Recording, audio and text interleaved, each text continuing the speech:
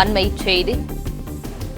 ஈரோடு மாவட்டம் சிவகிரி பகுதியில் ஊட்டச்சத்து அலுவலரின் வீட்டில் கொள்ளை முயற்சி நடைபெற்றுள்ளதாக தகவல் வெளியாகியிருக்கிறது. இதுகுறித்தான முழு விவரங்களோடு இணைந்திருக்கிறார் நமது செய்தியாளர் மாணிக்கம். மாணிக்கம், வணக்கம். இது குறித்தான முழு விவரங்களையும் வழங்கலாம். வணக்கம். ஈரோடு மாவட்டம் சிவகிரி அருகே இரட்டை படுகொலை நடந்துள்ள நிலையில் அதை குறித்து போலீசார் விசாரணை நடத்தி வரும் நிலையில் மீண்டும் சிவகிரி பகுதியில் ஊட்டச்சத்து அலுவலராக பணியாற்றி வரும் திலகவதி என்பவரது வீட்டில் கொள்ளை முயற்சி நடந்துள்ளது. இவர் சென்னிமலையில் ஊட்டச்சத்து அலுவலராக பணியாற்றி வருகிறார். இவரும் இவரது கணவர் கைலாசம் மட்டுமே வசித்து வருகின்றார்.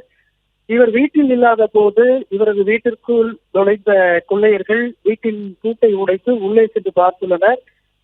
ஊட்டச்சத்து அலுவலர் திலகவதி வீட்டில் வைத்திருந்த நகைகள், பணம் மற்றும் பொருட்களை வங்கி லாக்கரில் வைத்து விட்டு சென்னை சென்றிருந்ததால் அவை தப்பின. இதை கிடைக்காத நிலையில் கொள்ளையர்கள் வந்த கையோடு திரும்பி சென்றுள்ளனர். இது குறித்து பக்கத்து வீட்டில் இருந்தவர்கள் அலுவலர் திலகவதிக்கு தகவல் அளித்ததன் பேரில் சிவகிரிக்கு வந்த திலகவதி இது குறித்து போலீசாருக்கு தகவல் அளித்துள்ளார். போலீசார் அங்கு வந்து விசாரணை நடத்திவிட்டு சென்றுள்ளனர்.